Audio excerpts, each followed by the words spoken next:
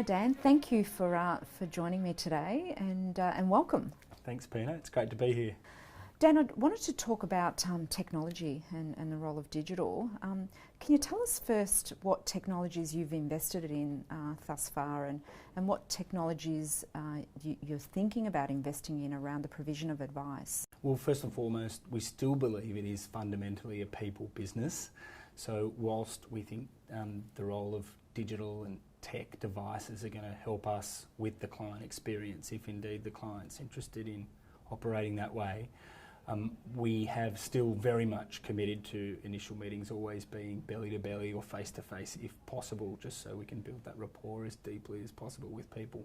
But thereafter, increasingly we're finding clients are interested in having either WebEx meetings or Zooms or Skypes or various mediums which will provide more convenience for them. But we've also continued to invest in an app which we've found really good for our clients, which collates all of their financial house in one place. So are you saying that clients are asking to be dealt with in this sort of way? Yeah, certainly our younger clients are interested in using various digital mediums to foster relationships, which we're completely fine with.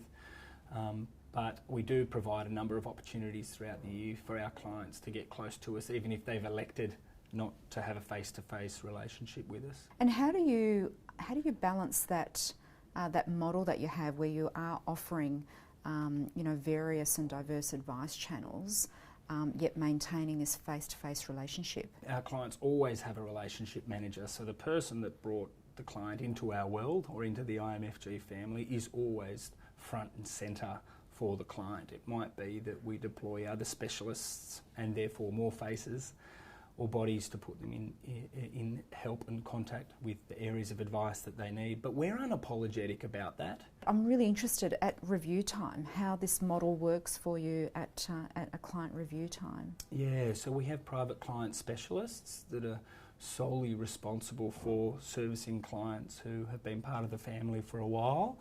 The private client specialist is very much a part of the annual review process and is the conductor, if you will, of the orchestra.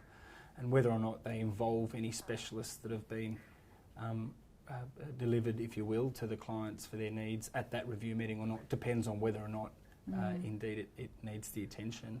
What's the main thing that you need to keep in mind in growing an advice business and future-proofing an advice business?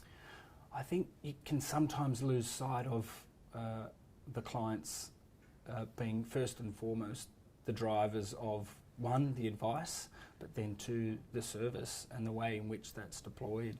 So if a client wants to meet with us 4 times a year, some of which is via digital means, some of which is via face-to-face, then that's what we do. But we keep open sort of communication and dialogue around how we deploy that. Thank you very much, Dan, for sharing so much about your business. Really appreciate it. No problems. Thanks for having me. Thank you.